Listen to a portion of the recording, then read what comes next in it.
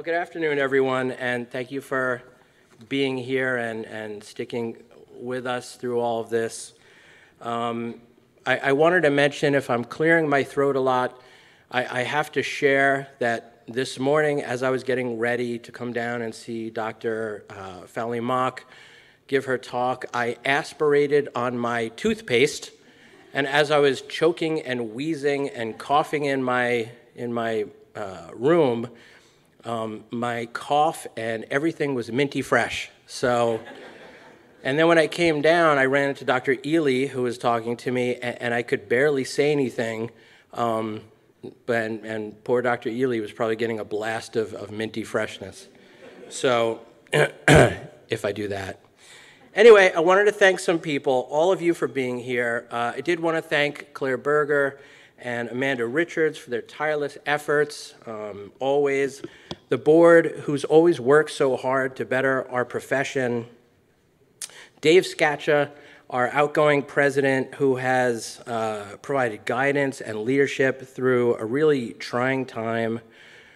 All of my mentors, all of my friends, my family, siblings, David, Pam, thank you for being here. My niece, Rebecca, who traveled all the way from Austin, good call. My kids, who are a never-ending source of fun and who always make me proud. That's right, ham it up.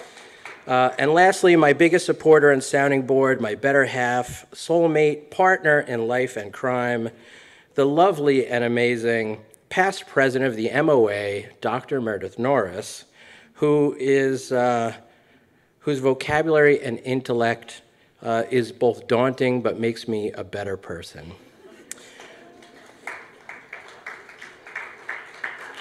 So, have fun.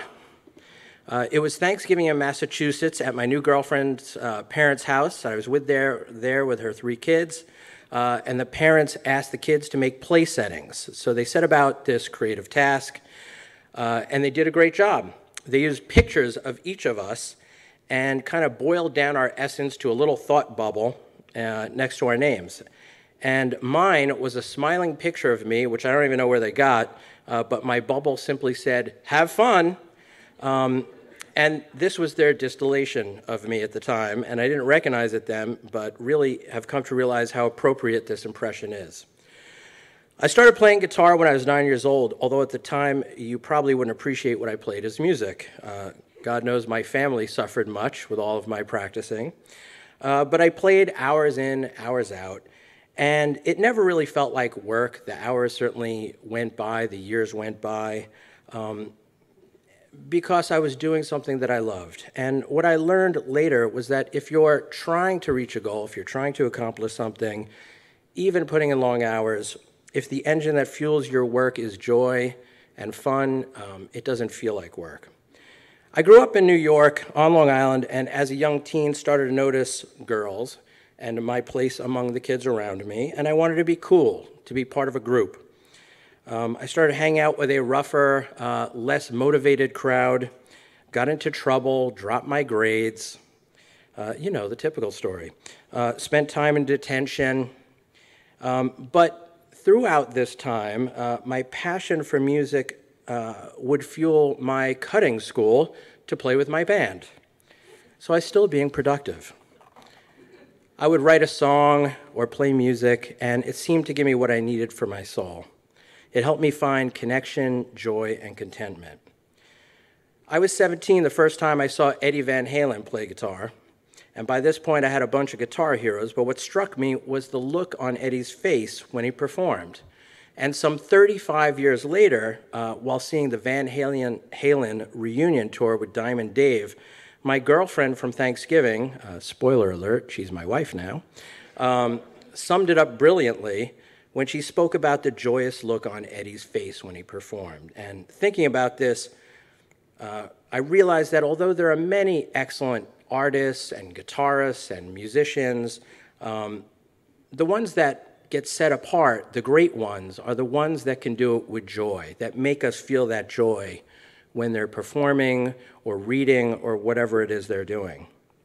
And in my opinion, this is what allows them to really become great, because it fuels the long hours, it fuels the lackluster moments, and it opens a way for creativity to cause progression and change.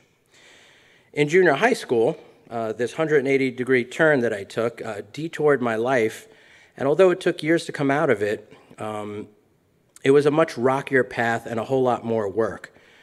But I did learn along the way that just putting your head down and gutting it out, although you sometimes have to do that for short-term goals, isn't going to get the job done.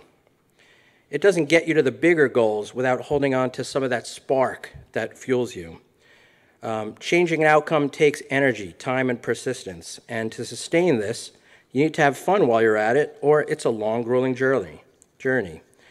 The spark, the joy, the fun that I found in moments is what allowed me to move forward and to eventually go from a homeless teen to be here with you today.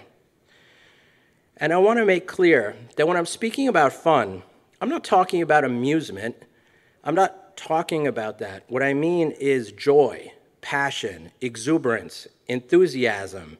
It's the fire that lights your soul and excites you.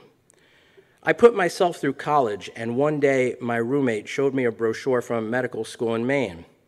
It pictured a guy with cuffed chinos walking on a beach, and I thought, now that would be a fun place to go. I got curious about osteopathic medicine, and the more I learned, the more excited I got. Medicine had seemed like a good job, but osteopathic medicine seemed inspired, and I wanted that. Once I was attending Unicom, I learned the basics of medicine, physiology, anatomy, OMM, and I observed that learning all these basics, to me, was like practicing the scales on the guitar. When I watched clinicians treating their patients, either in the hospital or in the clinic or in the OMM clinic, to me, what I was watching then was they were making music. They were putting all those pieces together and playing a piece of music. And again, I wanted that. I was introduced to the MOA as a teaching fellow, and again, had a great time. As an attending, my new girlfriend, spoiler alert, got me involved, and the people I encountered were more like friends than colleagues. They were more a family than simply members of a group.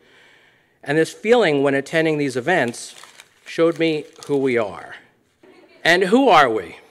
We're a tribe of physicians, a tribe of osteopathic physicians, and beyond that, we're osteopathic physicians in Maine, a unique group of individuals that meets twice a year to learn, complain, plan, joke, socialize, and generally try to improve our collective lot. I've gotten to know many of you through the years and feel privileged to have done so. The MOA has continued evolving even in the short time I've been involved. We face shifts in our identity and our profession, from practice expansion issues, insurance contraction issues, large health systems changing the practice environment in Maine, and some employers creating hostile workplaces for some of our members. These issues affect many, if not all of us.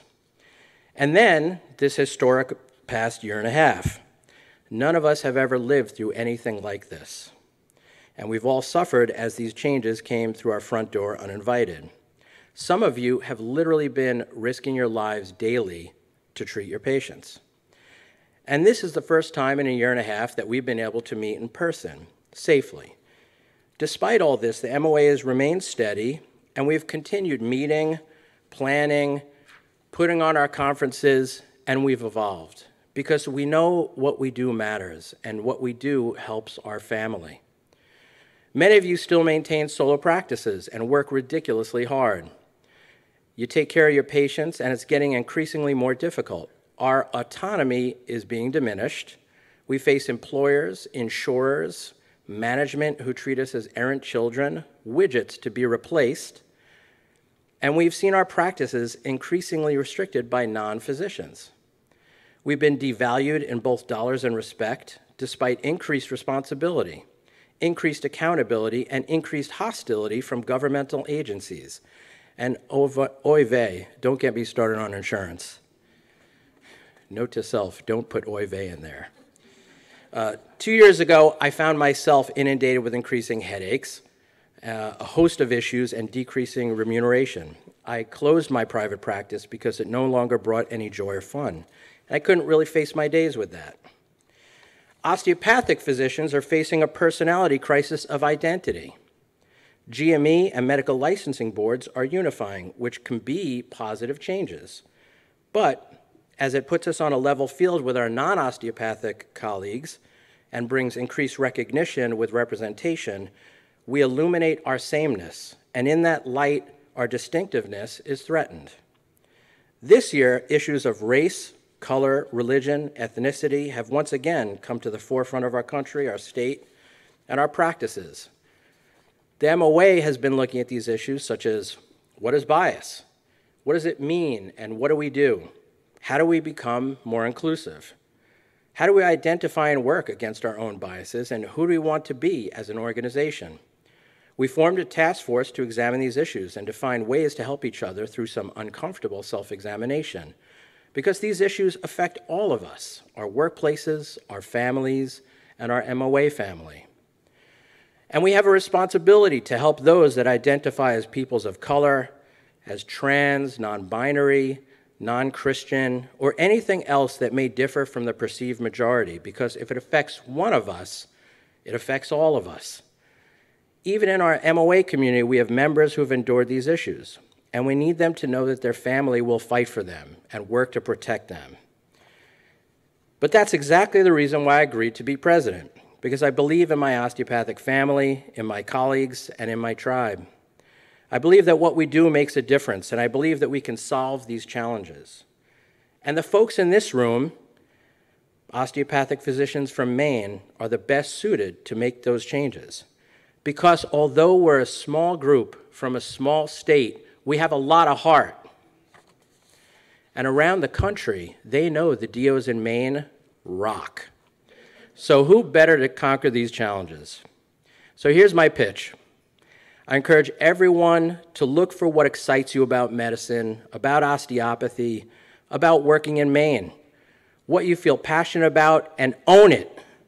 Let's rediscover where the heart of what we do resides, the spark, the enthusiasm, and reclaim it for ourselves and our profession.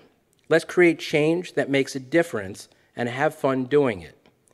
I ask all of you to get involved, to sacrifice some of your time and help the MOA and me help you to reshape osteopathic medical practice to what we want.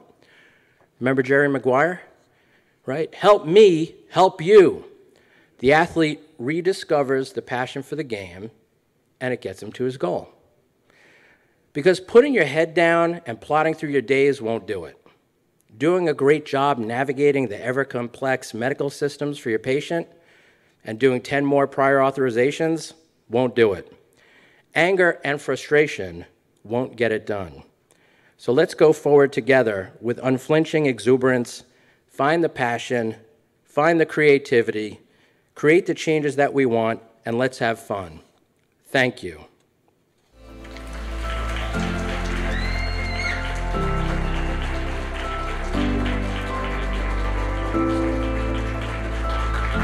I've got the gavel. I'm not afraid to use it.